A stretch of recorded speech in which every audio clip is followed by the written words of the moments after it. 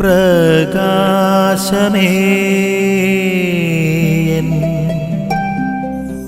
മിഴി തുറക്കുക വേഗം. ദൈവത്തെ ആരാധിക്കുന്നവരാണ് നമ്മളെല്ലാവരും, കർത്താവിനോട് പ്രാർത്ഥിക്കുന്നവരുമാണ്. എന്നാൽ യഥാർത്ഥമായ ആരാധന അത് ആത്മാവിലും സത്യത്തിലുമാണ് എന്നുള്ളൊരു ഓർമ്മപ്പെടുത്തൽ ഇന്ന് ഈ വചനം നമുക്ക് നൽകുകയാണ്. ഒരു സ്ത്രീ ഈ ആരാധനയെക്കുറിച്ചുള്ള പല കാര്യങ്ങളും ഈശോയോട് ചോദിക്കുന്നുണ്ട്. അതിന് മറുപടിയായിട്ട് ഈശോ പറയുകയാണ്, യഥാർത്ഥമായ ആരാധന അത് ആത്മാവിലും സത്യത്തിലുമാണ് എന്നുള്ളൊരു ഒരു ചിന്തയാണ് നൽകുക. പ്രിയപ്പെട്ടവരെ, പ്രാർത്ഥനകൾ കേവലം ബാഹ്യ പ്രകടനങ്ങളായി മാറാൻ പാടില്ല. പ്രാർത്ഥനകൾ കേവലം ഒരു ബാഹ്യ പ്രകടനങ്ങളായി, കേവലം ഒരു ആചാരാനുഷ്ഠാനങ്ങളായി മാറുന്നതിനേക്കാളും ആത്മാവിലും സത്യത്തിലും കർത്താവിനെ ആരാധിക്കണം. കർത്താവ് വളർന്നൊന്നുമല്ല, ആത്മാവിനെ നൽകുക.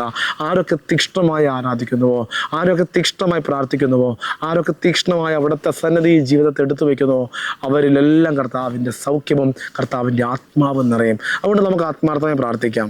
കേവലം ബാഹ്യ അനുഷ്ഠാനങ്ങളിൽ മാത്രം മുഴുകാതെ, ബാഹ്യമായ പ്രാർത്ഥനാനുഷ്ഠാനങ്ങൾ അത്യാവശ്യമാണെങ്കിലും യഥാർത്ഥമായ ആരാധന ആത്മാവിലും സത്യത്തിലുമാണെന്ന് തിരിച്ചറിഞ്ഞുകൊണ്ട് അത്തരത്തിൽ പിതാവിൻ്റെ ഹിതം നിറവേറ്റിയ ഈശോ മിശിഹായോട് ചേർന്നുള്ള ജീവിതം നയിക്കുവാൻ, അവിടുത്തെ ജീവിതം മുഴുവനും ആരാധിക്കുവാനുള്ള കൃപയ്ക്ക് വേണ്ടി നമുക്കും പ്രാർത്ഥിക്കാം. ആമേൻ. നിൻ വഴിയേ നടക്ക